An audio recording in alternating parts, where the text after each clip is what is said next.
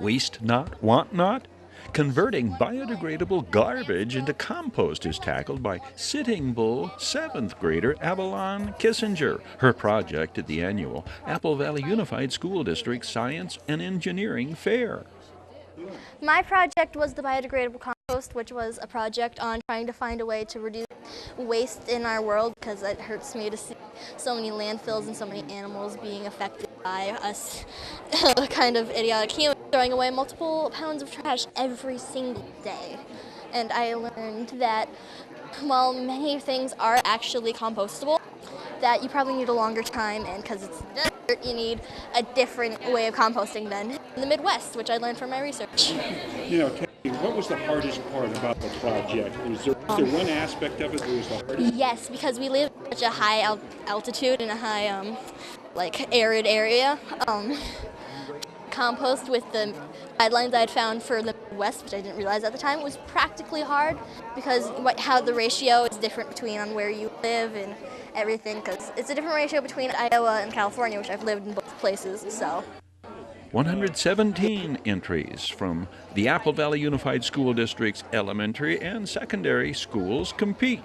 This year's individual and group projects range in categories including microbiology and zoology, math and physics, electronics, earth science, and consumer science. I made a soda dispenser. Spencer, what all's involved with it? Well, how to basically make it, I'll tell you, is you get some foam or plexiglass, cut it measurements right, add some little 6-volt pumps, and tubing, a cup, a 2-liter, and there you go. That's how easy it is. How long did it take you to develop the project? Well, my foam one actually took me longer. It took me like a week or two because it kept snapping and breaking. Plexiglass took me 3 days. It was kind of hard because, plexiglass it's not an easy thing to break or anything, but once you take a grinder to it, you be very careful, else snap it, and that's a waste of plexiglass. So it was hard to do, but it was good. I learned that the pump pushes a lot of soda out, and I didn't think it was gonna work. Honestly, when I was doing this, I started soldering, and I thought it was a total failure. I didn't think none of this was gonna work. I think oh great, my science project is blue, but worked just fine, and I was actually surprised with it. Very good. Well, good luck in the competition. Thank you. Nice job. High school students' projects deal with researching perceptions and preferences in terms of bias and discrimination. My project focused on if students have a racial bias towards their teachers. My project deals with different ethnicities wearing similar clothes and whether or not their clothes and their ethnicity will encourage discrimination or whether a singular will encourage discrimination. My project involves psychological manipulation dealing with age, gender, and race. Originally, I had hypothesized that students would prefer to have a white teacher versus an African American teacher just because they're more exposed to white teachers, so they might have a preference for them, they might trust them more. But